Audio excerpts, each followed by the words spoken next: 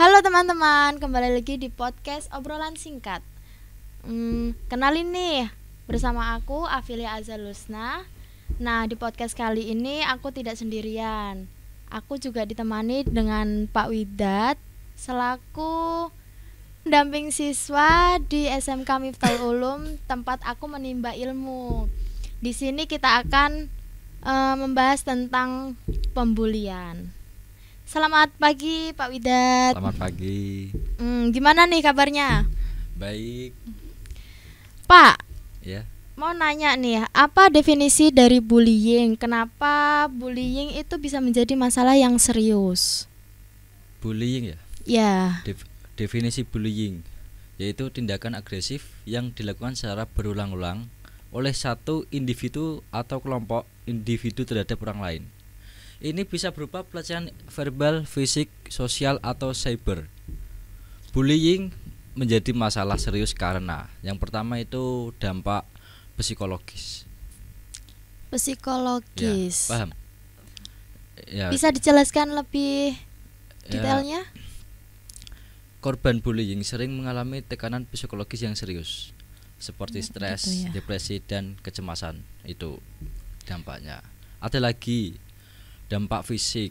Ya, bullying itu sering terjadi akibat kekerasan fisik lah, yang merugikan serius bagi korban. Dampaknya itu aja ada atau ada yang lain, Pak? Ada lagi sih, yaitu dampak sosial. Korban bullying sering merasa terisolasi dan sulit membangun hubungan sosial yang sehat. Hal ini dapat mengganggu perkembangan sosial mereka. Ya, seperti korban bullying kan sering menyendiri, sering jarang komunikasi terhadap teman-temannya. Itu masalah sih. Kok lama-lama bunuh diri. Wah, masalah banget. Ada lagi masalahnya yaitu menghambat pembelajaran. Bullying dapat mengganggu konsentrasi dan prestasi akademik korban, yang pada gilirannya dapat mempengaruhi masa depan pendidikan mereka. Yaitu sering kan korban bullying akibat pembulian, korban sering gak fokus pada pelajaran. Ya gimana ya? Kalau bisa dihindari lah. Tuh. Ada lagi itu efek jangka panjang. Bullying dapat meninggalkan bekas dalam hidup korban. Bahkan setelah mereka tumbuh dewasa, dalam beberapa kasus korban dapat mengalami masalah mental hingga dewasa. Bisa-bisa trauma gitu ya, Pak? Iya, trauma itu, seperti trauma. Ada lagi terjadinya tindakan kekerasan. Dalam beberapa situasi, bullying dapat eskalasi menjadi tindakan kekerasan yang lebih serius, berpotensi membahayakan nyawa. Ya kan kadang ada teman-teman ya niatnya bersanda, tapi seperti membuli lah. Nggak taunya berlebihan, candanya nggak ada itu batas. bercandanya kelewatan batas sampai berdampak pada korban. Pak Widat ini kan menjadi pendamping siswa kan ya. Iya. Pernah nggak menemukan di antara siswa Bapak itu ada yang seperti membuli atau pernah ada kasusnya? Iya, pernah ada. Dan langkah kalau menurut saya ya, yang saya lakukan itu kita mendekatkan yang menjadi korban dulu. Kita bahasanya mencoba untuk dia lebih terbuka lagi. Ya, kita dekatkan biar tidak trauma, tidak berdampak pada efek-efek tadi yang saya bicarakan gitu. Terus setelah itu kita bicarakan baik-baik yang menjadi permasalahannya ya tadi gitu. Pernah nggak sih Pak sampai kayak orang tuanya dipanggil atau orang tuanya nggak terima anaknya seperti kayak gitu? Pernah nggak ada di sekolah kita? Kalau di sekolah kita setahu saya belum ada ya seperti pembulian sampai orang tuanya dipanggil. Ya, dari pihak kita kan ada apa namanya, guru BK itu sepertinya sudah bisa mengatasi lah ada pembulian. Terus ada juga guru Wakasis, ya itu kan yang dekat dengan anak-anak gitu. Ya kalau di sekolah kita menurutnya fine lah, aman-aman aja, eh, nggak sampai di luar sekolah gitu Gitu. efeknya. Bapak kan pernah kecil juga, pernah sekolah juga. Apa Bapak pernah ngalamin atau gimana? Oh, wah ini menjadi cerita kelam ini. Ya kan Ya. mencoba untuk bertanya. Oh ya. Dari pengalaman pernah ya, semua sebenarnya pernah jadi korban pembulian.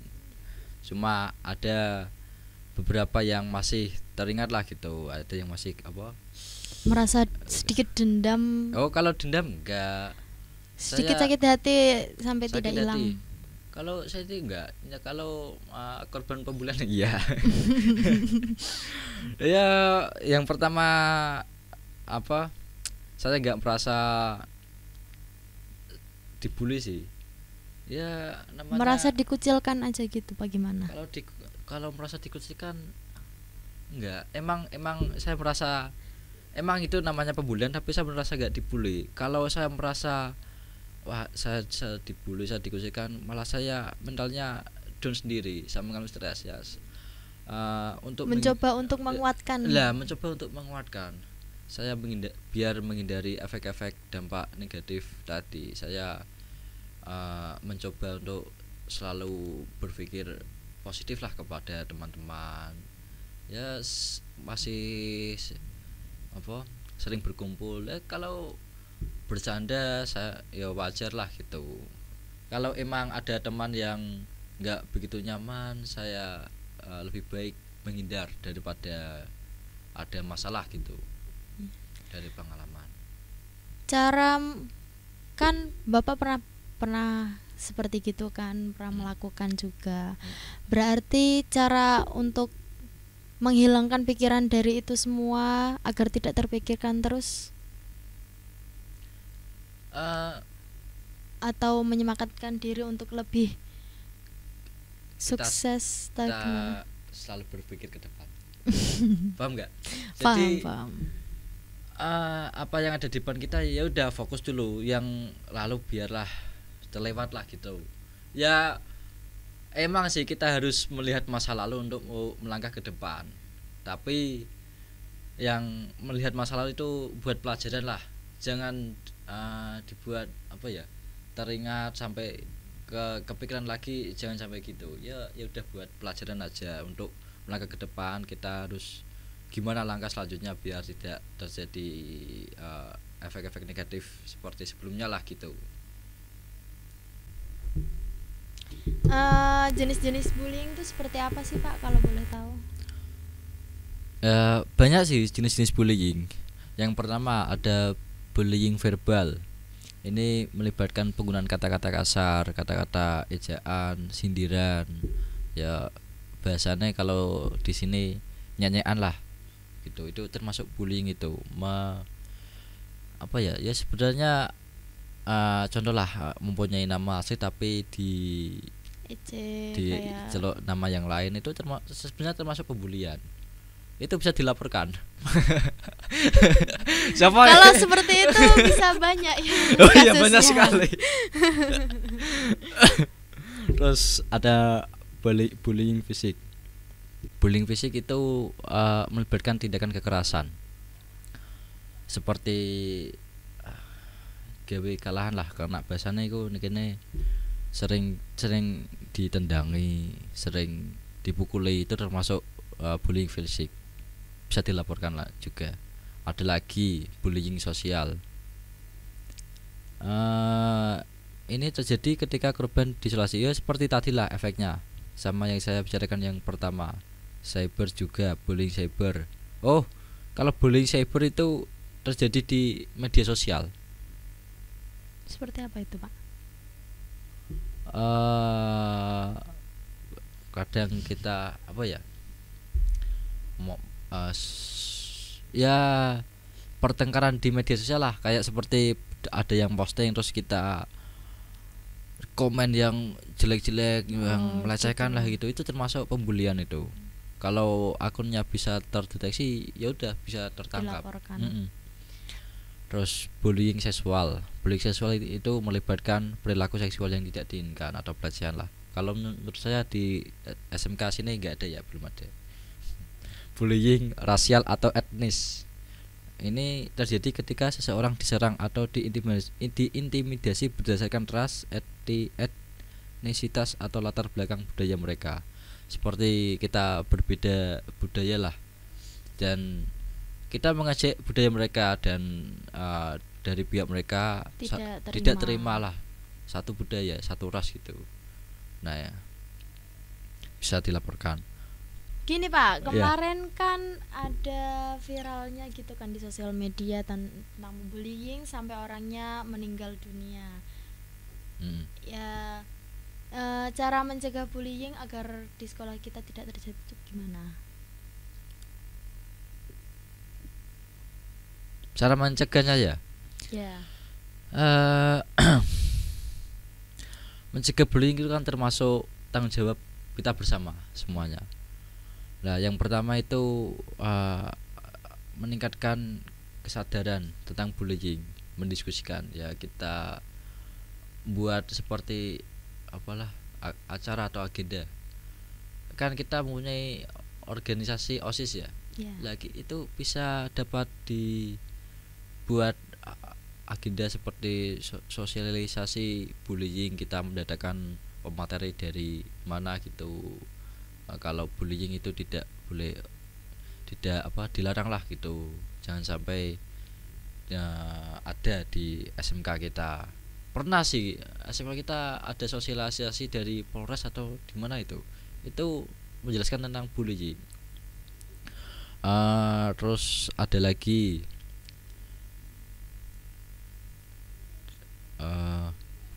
di budaya dan nilai positif. Ini fokus pada pembentukan budaya, mempromosikan toleransi, empati, dan penghargaan terhadap perbedaan. Penting untuk mengajarkan nilai-nilai positif kepada anak-anak sejak dini. Ya kayak tadilah, biar tidak ada perbedaan antara budaya. Kita mengajarkan nilai-nilai menghargai lah antara budaya, meskipun berbeda kita tetap bisa menghargai. Ada lagi untuk mencegahnya ya. Untuk mencegah, peran sosial ini melibatkan seluruh komunitas dalam pencegahan. Teman sebaya, guru, orang tua, dan rekan kerja harus bersatu untuk mengatasi bullying.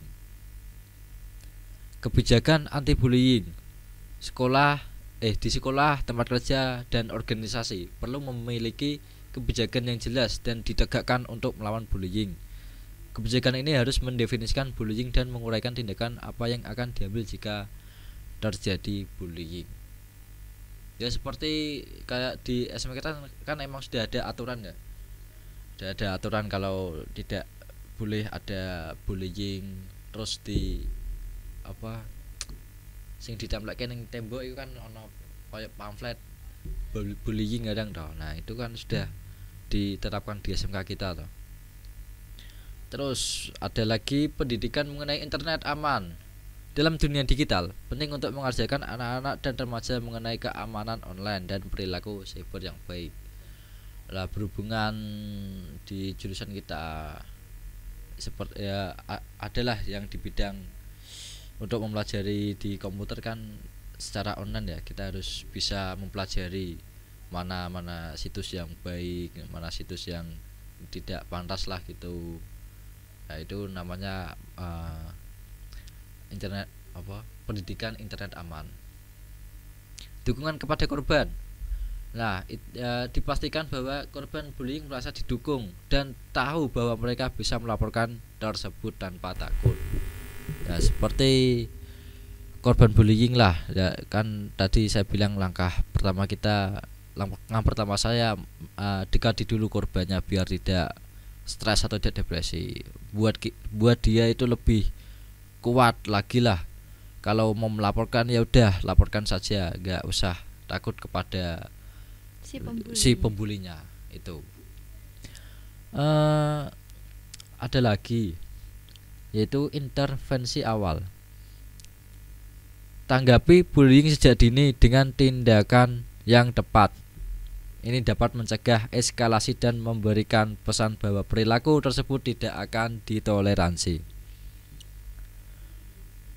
Terus ada lagi komunikasi terbuka. Anjurkan komunikasi terbuka di antara semua anggota komunitas. Orang-orang harus merasa nyaman berbicara tentang pengalaman mereka dengan bullying. Kalau adalah anak-anak yang ikut komunitas di mana gitu, tapi harus bisa memilih ya, ini apa? Mana yang baik, Mana yang baik atau mana yang tidak baik. Ya cari yang senyaman-nyamannya biar bisa diajak pengalaman lah tentang bullying gitu. Ada lagi ini pembinaan dan keterampilan sosial.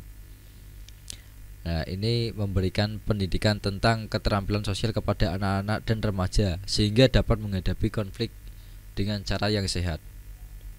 Terus ada lagi model perilaku positif. Berperilaku sebagai contoh yang baik bagi anak-anak dan rekan kerja dengan mempraktikkan empati, penghargaan terhadap perbedaan dan perilaku yang baik.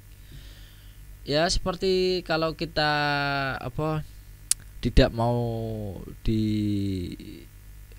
apa bisa nih nak modelai ya gitu, ojo ngelek-ngelek. Kalau nggak mau ya setidaknya menghargai. Nah bisa. itu. Nah, bagaimana cara orang tua membantu anak-anaknya agar bisa mengatasi bullying? Ya itu peran orang tua ya. Yang pertama dari orang tua suka mendengarkan apa yang anak-anak omongkan. Jadilah pendengar yang baik bagi anak-anak. Berikan ruang bagi mereka untuk berbicara tentang pengalaman mereka, termasuk jika mengalami bullying. Jangan mengabaikan atau meremehkan keluhan mereka. Ya udah, kita dengarkan, sabarkan. Ada orang tua yang nggak peduli anak-anak mau ngomong apa, kadang ada yang nggak diperhatikan. Itu sebagai orang tua kita harus menunjukkan dukungan, empati dan cinta kepada anak-anak. Mereka perlu tahu bahwa orang tua harus ada di sana untuk mendukung mereka dalam menghadapi masalah. Selanjutnya ada mendidik tentang bullying. Ajarkan anak-anak tentang mengenai apa itu bullying, jenis-jenisnya, biar tahulah, biar tidak ada resiko kepada anak-anak kita. Mengajarkan keterampilan sosial. Bantu anak-anak untuk mengembangkan keterampilan sosial yang baik, termasuk cara mengatasi konflik, berbicara dengan baik dan memahami empati. Memantau aktivitas online. Awasi aktivitas online anak-anak Anda dan ajarkan mereka tentang keamanan internet. Ini termasuk penggunaan media sosial dan pencegahan cyberbullying. Kadang kan ada orang tua yang membiarkan anak-anak untuk bermain HP sendiri. Itu harus, sebagai orang tua kan harus mengawasi anak-anak membuka apa saja. Kadang ada yang penasaran situs-situs itu. Harus pinter-pinteran ya, gitu harus ya, pinter-pinteran ya. Kamu kok paham? Enggak, maksudnya kan pernah pernah pengalaman terjadi membuka situs-situs juga. Ya, iya. Orang tua kalau tidak tahu cara situs-situs HP zaman sekarang kan zaman digital. Jadinya orang tua zaman dulu banyak yang tidak terlalu iya benar ya. Sama seperti saya. Tahu situs HP sekarang, jadinya mereka bodoh amat gitu. Nah itu harus dicurigai lah. Wah, buka apa we. Kalau saya malah tak bukain historinya. Kelihatan semua itu. Hati-hati ya, Pak Widut nantinya. Buka apa saja, ayo. Ikut-ikut dilihat. Astagfirullahaladzim. Ya, sekali-sekali istighfar lah. Ya nonton ya sewajarnya. Enggak ya, sebenarnya nonton pengajian bagus lah, banyak pengajian. Maaf ya Pak. Oh ya, ya, Pak. Didik sensor nanti ya. Bagaimana kita bisa mengubah sikap dan meningkatkan empati terhadap korban bullying? Pak? Bentar, tadi ada lagi. Ada lagi. Ojo marah. Ini inventaris SMK ya, jangan dirusak-rusak. Melibatkan diri di sekolah. Terlibat dengan sekolah anak-anak Anda.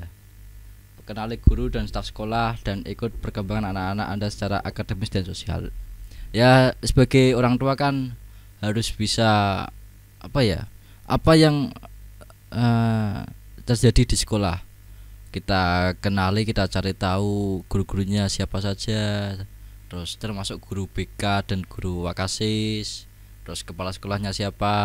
Nah, kita cari tahu terus kegiatan apa saja yang dilakukan pada anak-anak. Nah, itu terus ada anak-anak bilang, ini ada jam tambahan. Ya udah, orang tua percaya saja, fine. Nggak taunya keluar sama teman laki-laki. Ya, teman. Nah, itu sebenarnya kan langkahnya kan kalau anak sudah bilang gitu, ya sebagai orang tua harus memastikan lah atau menghubungi kontak guru atau staf SMK dari pihak SMK. Apakah benar gitu? Jangan langsung percaya aja sama jangan langsung percaya dan jangan langsung menuduh kalau yang salah itu SMK gitu. Ada lagi mengatasi konflik. Ajarkan anak-anak cara mengatasi konflik secara positif dan tanpa kekerasan. Berikan contoh dan bimbingan dalam mengatasi perbedaan pendapat. Anak-anak harus bisa tahu perbedaan pendapat antara teman-teman. Jangan ikut-ikut dari pihak sana, ini dari pihak sana, kita ikut pihak sana. Jangan, itu malah menambah konflik malahan. Kita harus bisa mengetahui, kita cari jalan tengah gitu kalau bisa mengatasi perbedaan konflik atau perbedaan pendapat. Terus ada lagi yaitu mendorong melaporkan. Berbicaralah dengan anak-anak Anda tentang pentingnya melaporkan insiden bullying. Jika mereka menjadi korban atau menyaksikan, pastikan mereka tahu bahwa melaporkan adalah tindakan yang baik. Nah, itu berlaku juga kepada teman-teman juga. Kalau ada melihat pembulian atau korban yang jadi korban juga, korban bullying, itu tindakan yang baik yaitu melaporkan kepada pihak yang berwajib.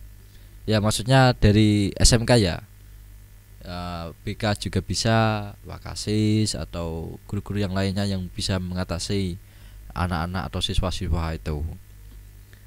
Kolaborasi dengan sekolah. Jika anak-anak mengalami bullying di sekolah, berkolaborasilah dengan sekolah untuk mengatasi masalah ini. Komunikasikan keprihatinan Anda kepada staf sekolah dan cari solusi bersama.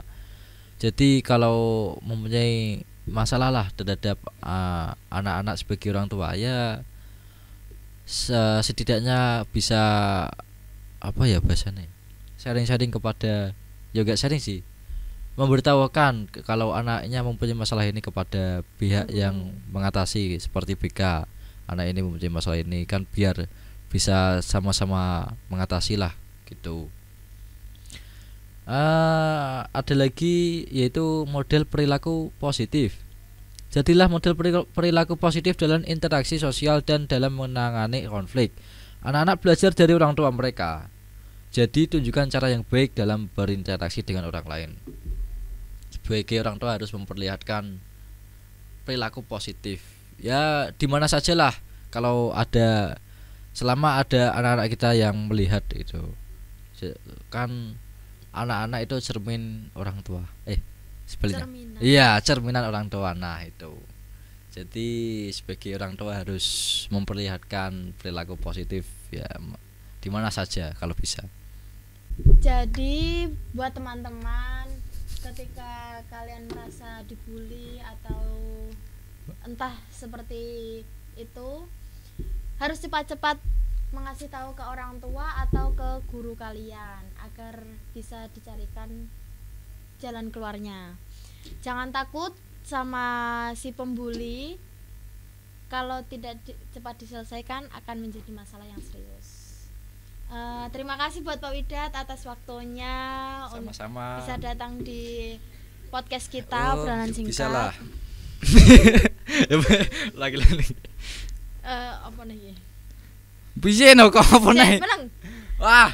Dan terima kasih juga buat teman-teman yang sudah mau nonton video ini sampai akhir. Sampai jumpa lagi di acara selanjutnya. Bye bye semuanya. Makasih ya.